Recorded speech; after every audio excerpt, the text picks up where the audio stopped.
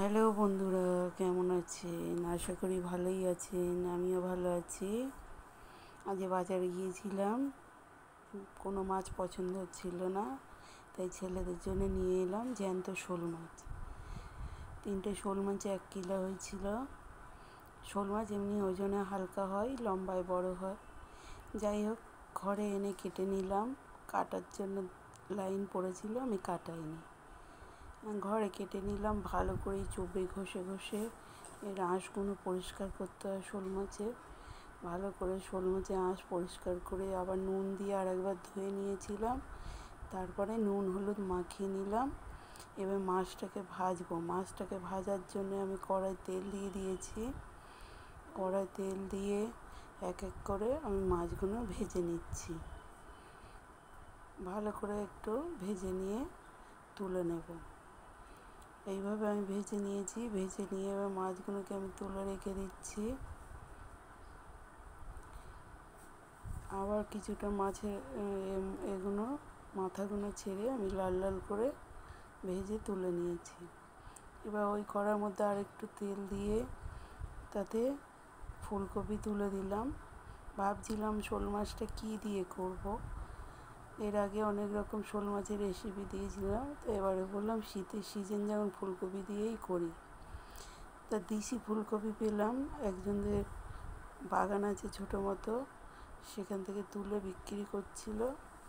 আমি দেখে নিয়ে এসেছিলাম দেশি ফুলকপি, ভেজে তুলে রেখেছি। তারপর 5 ফোড়ন দিয়ে আলুগুলো তুলে দিলাম। আলুগুলো একটু লাল লাল মতো হয়ে এলেই তার উপরে একটা পেঁয়াজ কুচানো দিয়ে দিলাম। এখন পেঁয়াজের গায়ে হাত দেওয়া যায় না, তবুও তো পেঁয়াজ দিয়ে একটু তরকারি খেতে ইচ্ছা করে, কিছু করার নেই। এখন আমাদের এখানে সেঞ্চুরি করেছে পেঁয়াজ, 100 টাকা কিলো চলছে। একটা পেঁয়াজ দিয়ে দিলাম, দিয়ে আলু পেঁয়াজ একসঙ্গে ভেজে নিলাম। নিয়ে স্বাদ মতো নুন দিয়ে দিয়েছি। দিয়ে আবার বেশ কিছুক্ষণ ভেজে নিয়ে তারপরে আদা বাটা দিয়ে দিয়েছি। জ্যান্ত মাছ একটু আদা বাটা দিলেই ভালো লাগে। 2টো টমেটো লাল লাল দেখে 4 চালা করে দিয়েছি, আর গোটা 4 কাঁচা লঙ্কা দিয়ে দিয়েছি। ভালো করে কষে নিচ্ছি। এবার মশলা দেওয়ার পালা।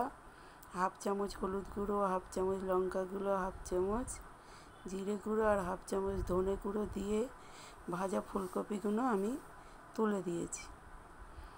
দিয়ে এবার মশলার সঙ্গে আমি ভালো করে সব একসঙ্গে কষতে থাকবো। একটু সময় নিয়ে কষতে হবে, কেন ফুলকপি আছে। ফুলকপিটা যতই ভেজে নাও না কেন, মশলা ঢুকতে একটু অসুবিধা হয়, যতক্ষণ না তেল ছাড়ে কষে যেতে হবে। তাই আমি অল্প অল্প করে গ্যাসটা মিডিয়াম রেখে আমি জল দিইনি, তেলটা একটু পড়েছিল, সেই অনুযায়ী কষে নিয়ে আমি পরিমাণ মতো জল দিয়ে দিলাম, যাতে আলু সিদ্ধ হবে, ফুলকপি সিদ্ধ হবে এবং একটু ঝোল ঝোল মতো থাকবে। তা আমি ঢাকাটা খুলে দিয়েছি। দেখুন আলু ফুলকপি সব সিদ্ধ হয়ে গেছে। আমি খুন্তি দিয়ে আলুটা টিপে দেখিয়ে দিচ্ছি, একদম পুরো সিদ্ধ হয়ে গেছে। এবার আমি শোল মাছগুলো দিয়ে দেবো। এক এক করে আমি শোল মাছ উপরে দিয়ে দিচ্ছি। শোল মাছগুলো দিলেই একটু ফুটে উঠলে আমার তরকারি পুরো রেডি হয়ে যাবে। যাই হোক বন্ধুরা, যদি আমার ভিডিওটা ভালো লাগে প্লিজ আমার ভিডিওতে লাইক করবেন, কমেন্ট করে কিছু বলার হলে বলবেন, অনেক অনেক শেয়ার করবেন, আর আমার চ্যানেলে নতুন হয়ে থাকলে চ্যানেলটা সাবস্ক্রাইব করবেন। যাই হোক, আমি মাছগুলো দিয়ে দিয়েছি। মাছগুলো দিয়ে বেশ খানিকক্ষণ ফুটিয়ে নিয়েছি। ফুটিয়ে নেওয়ার পরে আমি একটু উপর থেকে ধনেপাতা ছড়িয়ে দিলাম। ধনেপাতাটা দিয়ে আর একটু ফুটে উঠলেই আমি মাছের ঝোলটা নামিয়ে নেব। পুরো রেডি হয়ে গেছে আমার মাছের ঝোল নামাবার জন্যে।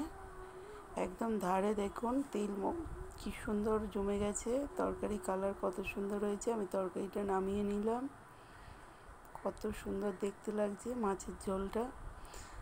মাছের ঝোল দিয়ে শীতকালে গরম গরম মাছের ঝোল দিয়ে ভাত খেতে খুব ভালো লাগে। তা আজকের এই পর্যন্ত বন্ধুরা, আসি।